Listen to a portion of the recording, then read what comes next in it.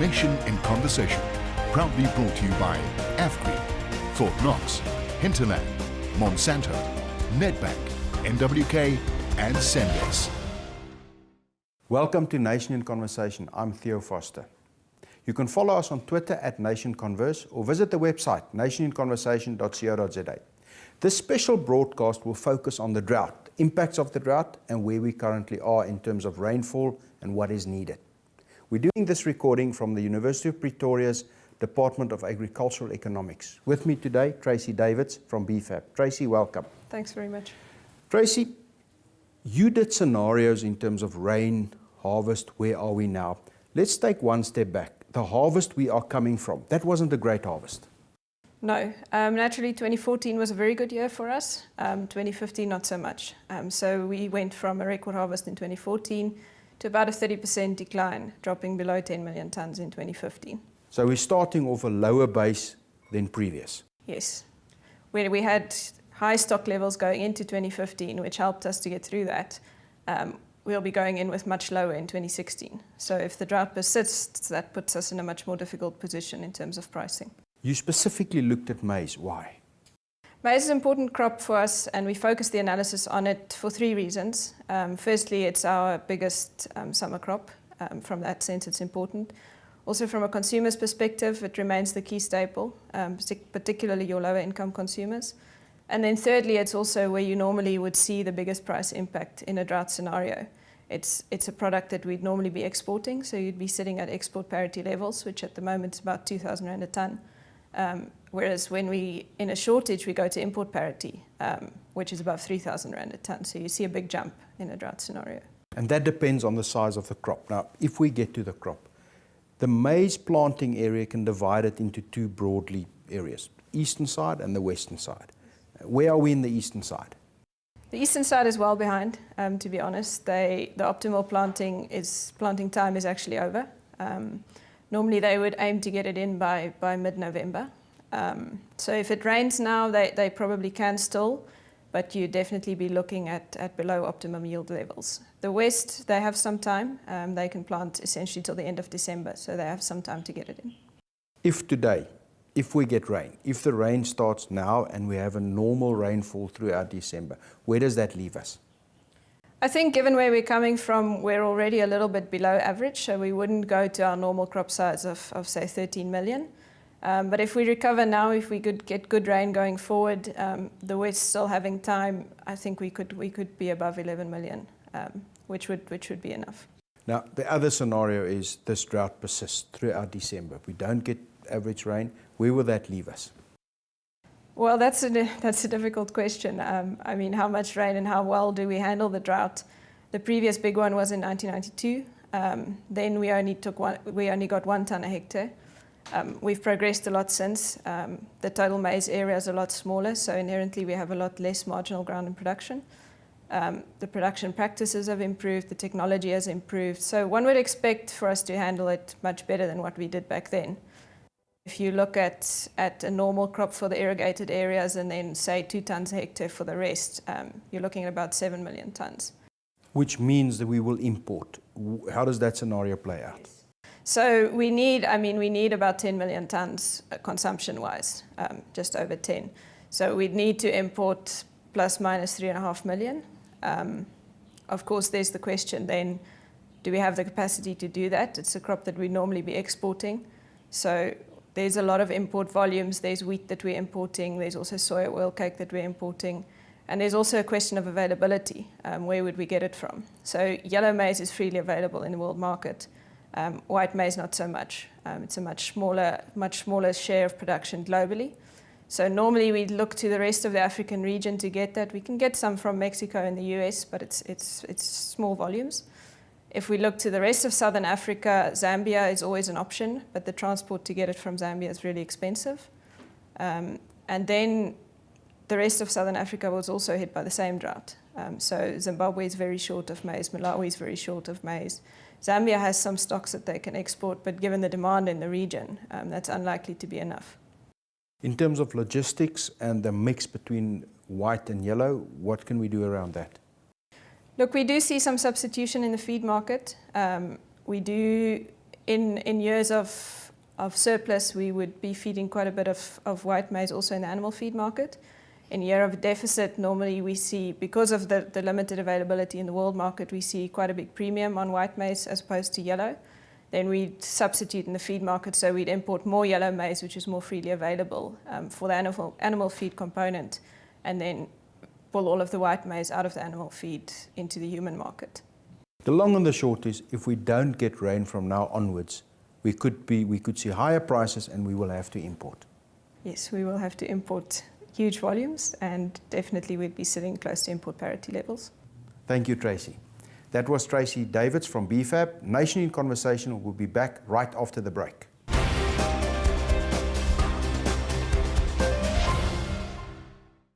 Welcome back to Nation in Conversation. With me is Professor Johan Kirsten, Head of the Department of Agricultural Economics at the University of Pretoria. Johan, welcome. Morning. If we look at the current scenario as it's playing out, and it seems to be that we are going to be, or there's a good chance that we are going to be in a drought season. If you look at the historical perspective, when last did we have this and what was the scenario then? Yeah, the 91-92 drought scenario is still in our memory. I started my career at the University of Pretoria in that year. So the interesting part of the 92 drought is that the state was able to activate the state guarantee to enable farmers to restart their business, because none of the farmers were able to repay their loans following a period of more than 2 to 3 years of dry spells, which then culminated in the 91-92 dry year. What is more interesting is that if the drought materializes as is predicted, this year it will be the first time that the new government in the democratic dispensation will have to face a dry situation. What it also has illustrated so far, because you've seen haphazard announcements by various provinces, they're going to do this and that, but it's very difficult to have a comprehensive plan in place and a coordinated plan in place to deal with, if for the first time, emerging and homeland farmers, to deal with land reform beneficiaries, which you just want to settle, ensure that they continue, but also to deal with the commercial growers, because they are also important for your food security. So at the back of your mind, you as the government now has a problem of potential rises in food prices, the feature of black farmers that have been settled on land, the feature of rural communities in the former homelands, where dry spells is going to be very important in terms of just not only food production, but also water provision to the communities. So the drought has many implications politically, economically, and also socially. And what is also interesting to understand is how you would probably, from an economic perspective, see that the impact on the economic growth that is going to be devastated, but also on the balance of payments, given that we now have to import a number of important commodities. So those are sort of the manifestations of the various elements. This drought will also illustrate the importance of agriculture in the national economy. Everybody always thinks that agriculture is a small industry, it's only 3% of GDP, but when this drought materializes in the form that is predicted, we will see the impact on the national economy, because the multiplier impact of agriculture is much bigger than 3%. So we could see that the importance of agriculture is so well illustrated, not only for the economy in general, but also for the local economy. The small towns will see a drop in expenditure by farmers, by communities, which in reality also impacts then on the growth of those communities as well. Employment is going to be impacted itself. So it's a whole range of interesting economic dimensions that will play from this drought scenario. Let's just go back to the guarantee in the early 90s. When the government paid it out, it was roughly 2 billion rand. In today's money, that's quite a bit more. Yeah. 2 billion in 1992 is quite a lot, and I think if we take into inflation into account, it could be anything from 15 to 20 billion, which the government coffers can't afford at this stage. We already have now that we're at the campus of the University of Pretoria, I've seen the plight of the universities that need to be addressed in the next financial year. The same issues with agriculture now, and the state coffers is very tight. But there's also another side to that story, and that is, if we have come through the drought, how do you restart a sector that is on its knees in terms of pricing, in terms of infrastructure? How do you restart that? And that's why the state guarantee previously was quite useful, because it assisted farmers to restart the businesses.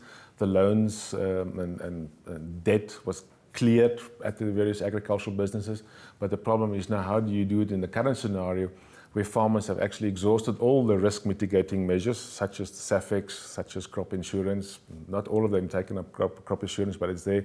But now the impact on debt in the agribusinesses and also at the commercial banks, whether they will be able to provide new loans to the farmers to restart the business in a new year is quite a question.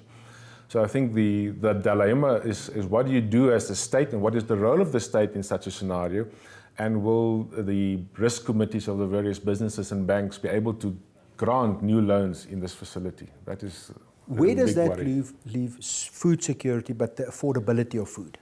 Yeah, there's various scenarios in terms of the price of food. At the moment, we're already at import parity, but the reality is that this scenario, if it plays out, will create a number of cycles. Probably cheap meat prices now, but very expensive meat prices in a year's time.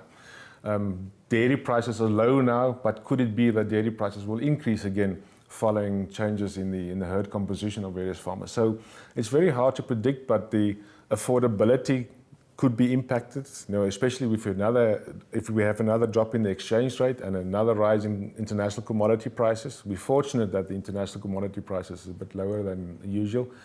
So that helps to soften the impact.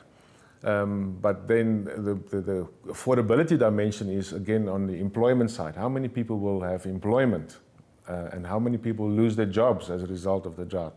And what impact will that be on communities and households to feed themselves? It sounds that we actually have to hope for rain in December. We have to pray for rain, indeed.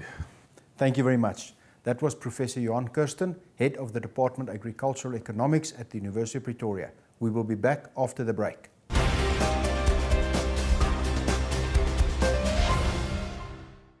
Welcome back to Nation in Conversation. With me is Jannie de Villiers, the CEO of Grain SA, and Francois Strydom, Managing Director of Senwes. Jannie, if you look at the current situation and you look at the rainfall, the state of the planting, where are we? Yeah, Theo, I think when we look at the country and we take the N1 as sort of the middle of the country, towards the east, in Mpumalanga, KZN, those guys have to plant between the middle of October and the middle of November to avoid the frost, early frost at the end of the season. We have planted about 75% of the intentions that we had in terms of the maize. They can still plant a little bit of soya in the east, but I think the optimum window for maize is basically over. Some of the guys actually planted it like in the dust, before the rain came. We're not sure what is the yield going to be, of those plants. I think they started off badly as a season. When we look at the western side, the Western Free State and the Northwest, those are the guys who plant the mostly white maize. They have until about Christmas to get the crop in. This is where the moisture levels are extremely low because of last year. This is the highest risk area in terms of rainfall. It's not that stable. I think this is why we're worrying at the moment. So there's still some time to get a crop in, but at the moment it is very risky if we look at the situation. Francois, that's primarily your area he's referring to. Let's unpack the moisture in the ground, rainfall, and give us a synopsis of where that is. So maybe go back 3 years. If you look at that season, we really started getting rain late January, but it never stopped. And we had the second highest harvest in our history with much lower hectareage planted than the previous highest, which was in the 80s. I think it was 81, 82. Then after that, last year, an exceptionally dry year. And so the issue is this year, we start with a profile, a soil profile that's empty. There's nothing in it. And that's the difference. So drought isn't let's say an extraordinary experience in South Africa. We're used to that. But when it happens like this on a very low soil moisture level, then you really have an issue, a risk issue. So that's the one sort of issue, and Jannie referred to that, especially in the west. Remember that if you look at our temperatures, 3 to 4 degrees on average higher than sort of the average, and everybody would have seen the high wind flows. That combined effect is a serious issue for us, a risk issue. Then if you look at fodder, just the availability of fodder for livestock, that is a huge problem this year. And of course the third one is potable, drinkable water. If you look at the dam levels and the off-flow that happens with rainfall. We saw last week some rain, across the country, but the effect of that is quickly disappearing, and there was very low, sort of downflow. So those are our risks that we have to look at and contemplate when we look at the season going forward. I want to add just something about the heat. Last year we saw even irrigation maize didn't pollinate properly, so you didn't get a full yield because of the heat. So this is something new that we have to work with as farmers. We talk about maize, but there's a difference in the dynamics of white maize and of yellow maize. What is the difference, and how does that impact on the market? Yeah, I think a fact that is not very well known is that it's basically the southern point of Africa that is consuming white maize for human consumption, and a little bit in Mexico, in the tortilla business. But white maize is not readily available in the world to import if we're short. And I think this is one of the big concerns. So we would remember, way back in the days of the maize board, when the government was controlling everything, when there was a shortage of white maize and we couldn't import, we sort of forced the millers to blend it like 70% white and 30% yellow. But the consumers revolted against it. I mean, they just not buying it. They don't like this yellow color in the maize meal. So this is going to be a very interesting scenario. We expect, if there's good rains, we expect the full crop, then we'll probably have white maize in the western part of the country being planted. But if we're going to be short, it's going to be a very interesting scenario, how the milling industry is going to react to that and how they're going to deal with this issue of not being able to import. This effect of the rest of the industry could be quite big if you look at the let's say the millers is the one, but also the meat industry and the rest of the agricultural value chain. What could the impact be? So if you just follow on to what Jannie has said, at maize meal level, at product level, consumer level, there was already a price increase of about 25%. You must remember that there was a rand-dollar exchange rate deterioration of 23%. So that combined effect, if you overlay that with the consumer's spendability, his ability to spend, the low sort of economic activity that already prevalent in South Africa. CPI rose from about 110 to 116 October levels. So you have a consumer that is really under pressure. They're looking for substitution. They're looking for the sort of the cheapest meal that they can just fill tummies with. So that has a widespread effect. If you look at the rural area, rural South Africa is about farming. The mining sector is under huge threat. So it's really the farming sector that bears the brunt of what's happening. So it has a marked effect on what happens in rural South Africa. Jannie, from Grand SA side, what are you doing to mitigate these? Yeah, there's a few things that we are already doing. We've appointed a conservation agriculture specialist, and according to the surveys that they've done in this year, it seems like about 40% of the farmers are already practicing some kind of conservation agriculture, and that is a practice to preserve and manage your moisture levels. So you do either no-tilling, you don't plow like in the old conventional ways, or you do a very low practice so that you try and keep all the moisture available for the plants that's there. The other thing is you can look at new varieties that's more drought tolerant. I think there's some very positive steps that our government took as far as that's concerned. We are currently testing some varieties in South Africa. I think we're only the second country that is doing that after America. But those will only be available in like 2018, 2019. But drought tolerant is a relative principle. Yes, the plant can maybe hang in there for another 10 days or 14 days without rain before it really sort of dropped in terms of its yield. But it can't live without water. I think that is a misnomer. If people think drought tolerant means the plant can work without water, that doesn't happen. Jannie, you said that these are the things that you are doing. From your side, as Francois managing a big agriculture business, what are the steps that you are advising and doing? So you have to be very careful, Theo, this is a business, and you have to apply business principles. The fact that you have a long-term effect, you have to be very careful. You can very easily disrupt this whole industry with sort of knee-jerk reactions. So, from a risk point of view, we'll be very cautious to sort of do sudden moves. But it's understandable that a certain sector of our client base will be in trouble. That is just how it is. And this time, they cannot rely necessarily on a government guarantee. Well, that's the problem. If you look back at the history, there was big support, which doesn't seem to be forthcoming. Definitely, government is stepping in, but at a much lower and a modest level. So you're right. We can't expect the kind and the quantum of help. So at a social level, we get involved with our farmers and our farm workers. We try and coordinate fodder movement from areas of abundance to areas of shortage. We've established a drought aid fund to try and mobilize funds from outside the sector, and through Agri-SA, help and assist at a social level. If I want to, let's say I'm a viewer, I'm looking at this program and I would like to partake in that drought fund. How do I go about it? www.droughtaidfund.co.za. That's where you can, or contact any Senves facility, or for that matter, Agri-SA or Grain-SA. All of these organizations are involved to try and alleviate the problem that we have. I think the key element is we need rain and we need it badly. Yeah, and we also need to protect our food security capacity.